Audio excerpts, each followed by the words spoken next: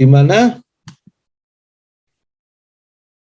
QS-nya itu polinomial dalam S, degree-nya M-N, kelebihan pangkatnya itu.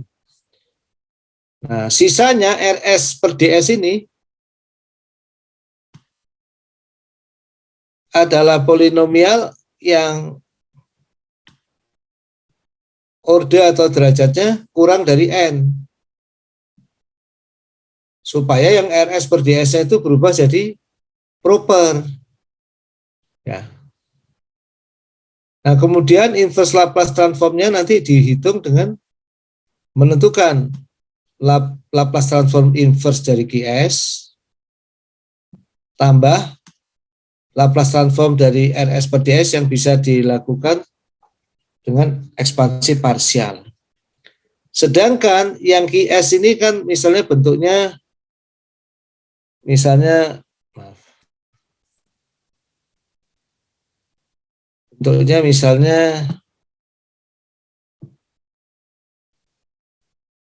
yang QS-nya itu misalnya S 2S kuadrat tambah S misalnya ya. Nah, ini nanti menggunakan ini ya. Kuadrat itu 2, kalau dijadikan apa namanya? Sinyal waktu ditransformasi balik S kuadrat itu menjadi delta ya, turunan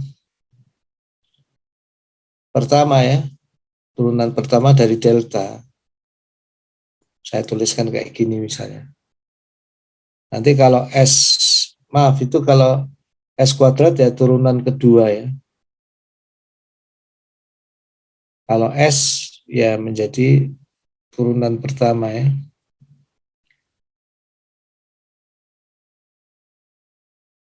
Gitu. Misalnya ini tambah lagi 3 gitu. Ya ini tambah 3 ya. Delta T. Di mana delta itu fungsi impuls. Nah, itu ya. Itu masalah inverse system.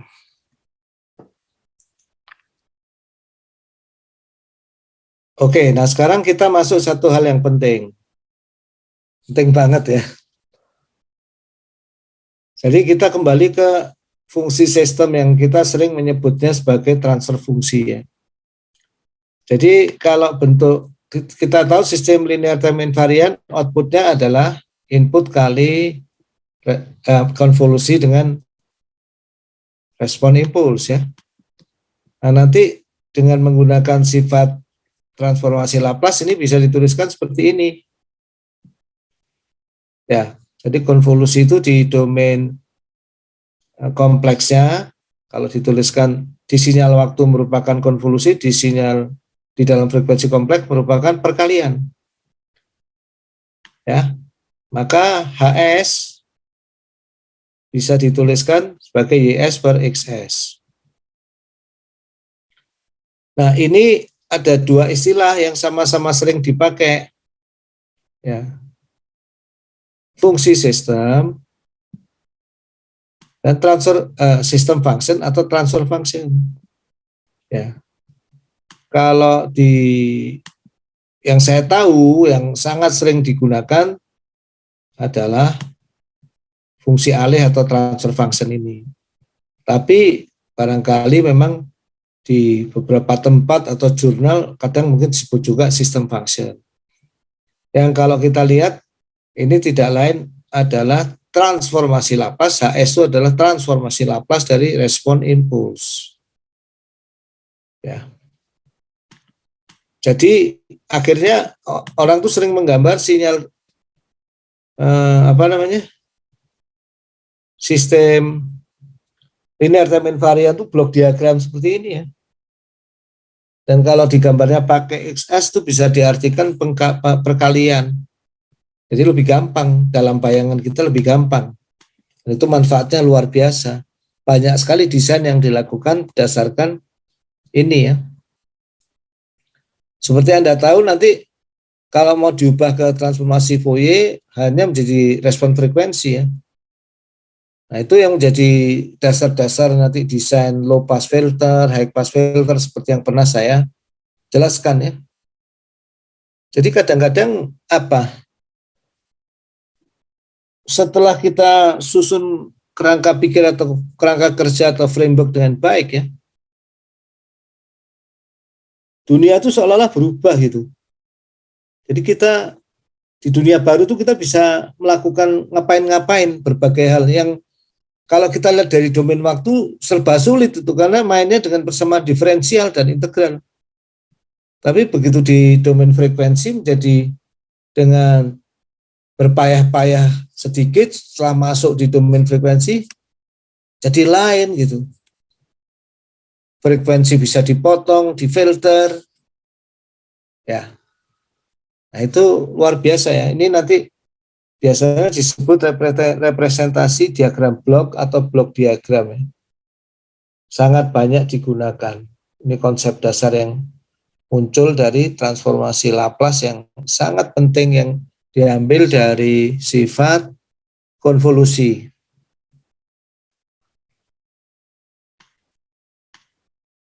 Oke, itu masalah transfer function atau sistem function.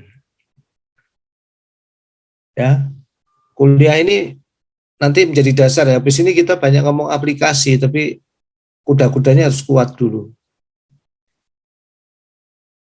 Ada pertanyaan dulu?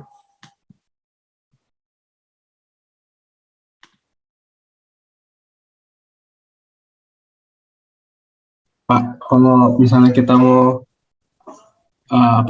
mengubah transfer function ke frekuensi respons itu S diganti JW aja ya? Ya, J omega betul. ya? Oh, Dengan memastikan bahwa sumbu J omega itu atau sumbu J omega itu bagian real S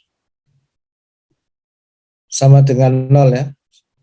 Itu harus dipastikan dia masuk ROC dulu dari transformasi Laplace.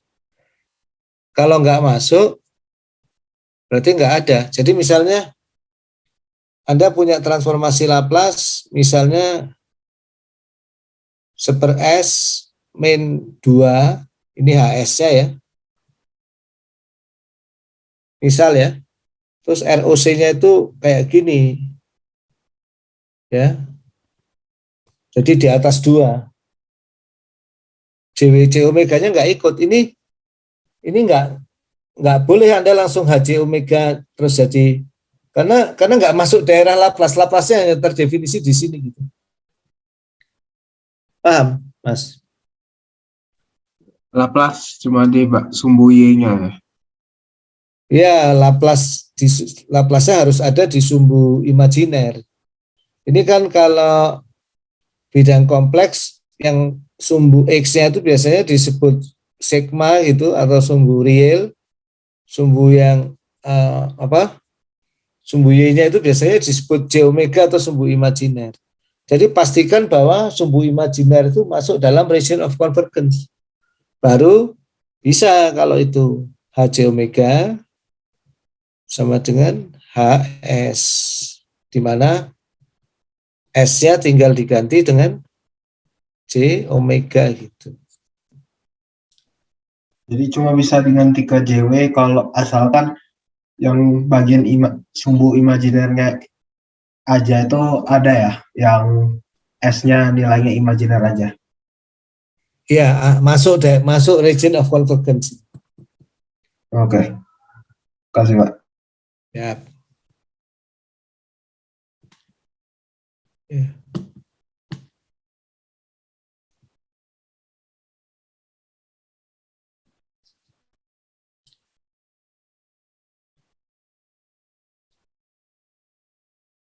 Oke, sekarang kita lanjut.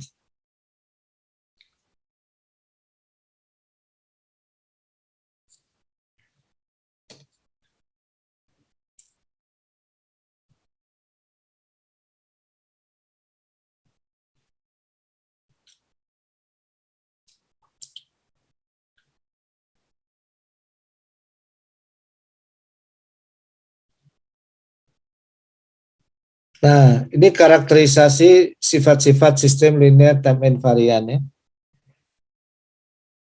Kembali mengulang. Tapi dilihat dari Laplace. Ini nanti ujian akhir banyak yang keluar kayak gini-gini, hati-hati nih. Harus ngelotok Anda ya.